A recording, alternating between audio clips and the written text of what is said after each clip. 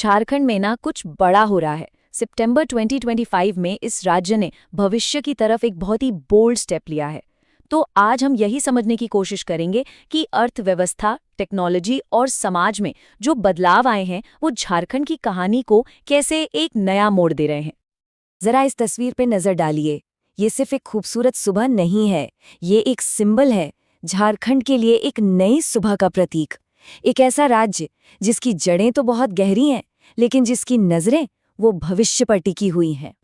तो सबसे बड़ा सवाल यही उठता है, क्या कोई राज्य अपनी परंपराओं को जिंदा रखते हुए मॉडर्न बन सकता है?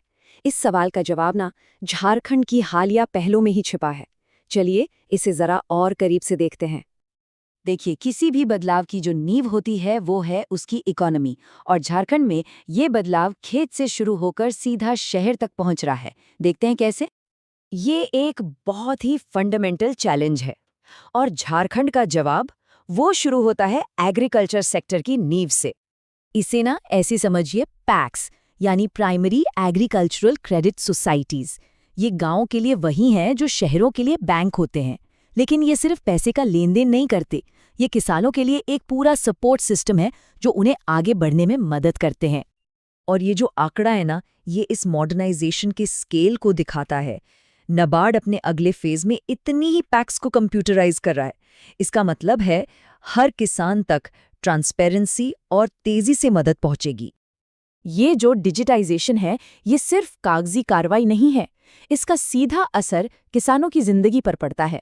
जरा सोचिए, अब लोन के लिए महीनों का इंतजार नहीं करना होगा, फसल रखने के लिए बेहतर गोदाम मिलेंगे, और बाजार में अपनी मेहनत का सही दाम पाने की ताकत भी। ये वाकई एक बड़ा बदलाव है। लेकिन कहानी सिर्फ गांवों तक ही नहीं रुकती। झारखंड के शहर भी अपने भविष्य को खुद शेप दे रहे हैं, और उनका जो तरीका है ना, वो काफी दिलचस्प है। तो ये म्यूनिसिपल बॉन्ड्स क्या है? आसान भाषा में कहें तो ये शहरों के लिए सीधे इन्वेस्टर्स से पैसा उधार लेने का एक तरीका है, ताकि सड़कें, पानी की सप्लाई और दूसरी पब्लिक फैसिलिटीज बनाई जा सकें। इससे पता चलता है कि रांची म्युनिसिपल कॉर्पोरेशन का ये कदम कितना इम्पोर्टेंट है। ये असल में निर्भरता से आज़ादी की तरफ एक बड़ा शिफ्ट है, जो शहर को अपने डेवलपमेंट की बागडोर खुद अपने हाथों में लेने की पावर देता है। अब अगर हम झारखंड की इकोनॉमी की पूरी तस्वीर देखें तो इसकी इंडस्ट्रियल स्ट्रेंथ को नज़रअंदाज नहीं कर सकते। माइनिंग तो हमेशा से इसका एक मजबूत पिलर रहा है, लेकिन अब आईबीएम जैसी ग्लोबल कंपनियों का आना ये दिखाता है कि झारखंड सिर्फ अपने नेचुरल रिसोर्सेज पर ही नहीं, बल्कि टेक इनोवेशन पर भी दांव लगा रहा है।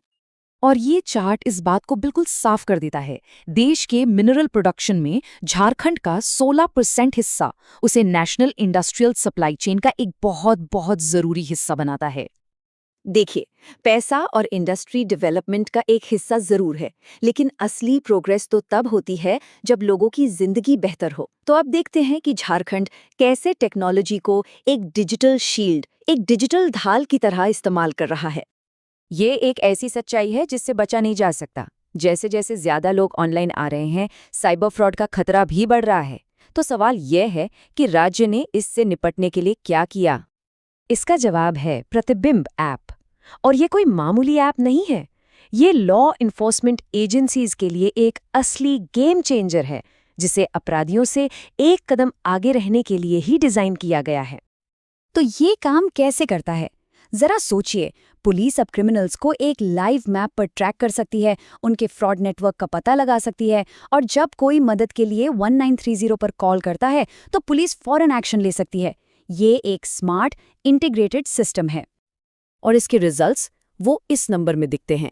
सिर्फ 5 महीनों में एक ही जिले गिरिडीह में 200 से ज्यादा साइबर क्रिमिनल्स की गिरफ्तारी। ये इस बात का एक जबरदस्त सबूत है कि सही हाथों में टेक्नोलॉजी क्या कमाल कर सकती है। लेकिन झारखंड की कहानी सिर्फ इकोनॉमी और टेक्नोलॉजी की नहीं है। इसकी असली जान तो इसकी कल्चर और कम्युनिटी में बसती है। चलिए देखते हैं कि ये राज्य अपनी जड़ों को मजबूत करते हुए कैसे नई ऊंचाइयों को छू रहा है। जैसे कि करम महोत्सव। ये सिर्फ एक त्योहार नहीं है, ये तो नेचर, कम्युनिटी और ग्रैटिट्यूड के साथ राज्य के गहरे रिश्ते का एक सेलिब्रेशन है। ये झारखंड की आत्मा का एक बहुत ही वाइब्रेंट हिस्सा है। और यही बात झारखंड को खास बनाती है। एक तरफ जहां हजारों साल पुरानी परंपराएं मनाई जा रही हैं, वहीं दूसरी तरफ एक इंक्लूसिव फ्यूचर के लिए मॉडर्न कदम भी उठाए जा रहे हैं। ये एक बहुत ही प्रोग्रेसिव कदम है। इस ट्रांसजेंडर सपोर्ट यूनिट को ये सुनिश्चित करने के लिए बनाया गया है कि ट्रांसजेंडर कम्युनिटी के लोगों को सम्मान, अवसर और वो सारे लाभ मिलें जिनके वो हकदार हैं। और सेवा और साहस की ये भावना ये झारखंड की मिट्टी में रची बसी है। परमवीर अब्दुल हमीद जैसे हीरो इसी भावना के प्रतीक हैं। उनका बलिदान आज भी हिम्मत और निस्वार्थ सेवा के लिए एक प्रेरणा है। ये शब्द उनकी बेमिसाल बहादुरी को बयां करते हैं। सोचिए, मुश्किल से मुश्किल हालात में भी उन्होंने देश के लिए अपना सर्वोच्च बलिदान दिया और उनकी ये विरासत आज भी जिंदा है। तो हम इसी एक बड़े सवाल के साथ इस विश्लेषण को खत्म करते हैं। झारखंड आज एक ऐसे मोड़ पर खड़ा है जहां वो अपनी रिच हेरिटेज का सम्मान करते हुए एक मॉडर्न फ्यूचर को गले लगा रहा है। आगे का रास्ता चुनौतियों से भी भरा है और मौकों से भी।